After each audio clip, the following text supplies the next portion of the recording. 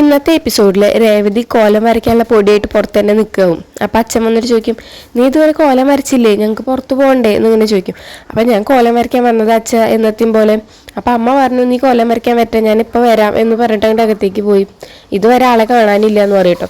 അപ്പോൾ സച്ചിയാണെങ്കിൽ ഇറങ്ങി പോവാണ്. അപ്പോൾ രവി പറയും, എടാ നിന്നോട് ഞാൻ പറഞ്ഞിട്ടില്ലേ കോലം വരയ്ക്കാതെ പുറത്തേക്ക് പോകരുതെന്ന്, അവൾ കോലം വരച്ച് കഴിയട്ടെ എന്ന് പറയും.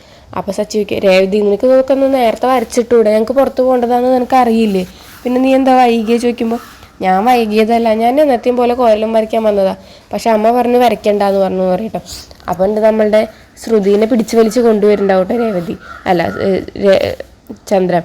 എന്നിട്ട് ശ്രുതി പറയണ്ടേ, എനിക്ക് വയ്യ എൻ്റെ, എനിക്ക് കിടന്ന് ഉറങ്ങണം എന്നൊക്കെ തന്നെ പറയും. അപ്പം നിനക്ക് ഇത്രയും നേരം കിടന്ന് ഉറങ്ങിയതൊന്നും പോരെ എന്നൊക്കെ ചോദിച്ചിട്ട് ശ്രുതിയോട് പറയും. എന്നിട്ട് ശ്രുതിയോട് കോലം വരയ്ക്കാൻ പറയും കേട്ടോ.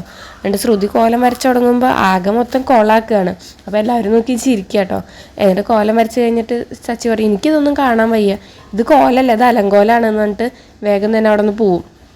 അങ്ങനെ എല്ലാവരും പോവുകയാണ്. അതുപോലെ തന്നെ നമ്മുടെ ശ്രീകാന്തും വർഷയും കൂടിയിട്ട് ഭക്ഷണം കഴിക്കാതിരിക്കും രാവിലെ തന്നെ. അപ്പോൾ ചേച്ചിയുടെ പൂരി എന്തായാലും അടിപൊളിയായിട്ടുണ്ട്, നല്ല ടേസ്റ്റ് ഉണ്ട് എന്നൊക്കെ തന്നെ പറയും കേട്ടോ. ആ സമയത്താണ് എല്ലാവരും ഭക്ഷണം കഴിക്കാൻ വരുന്നത്.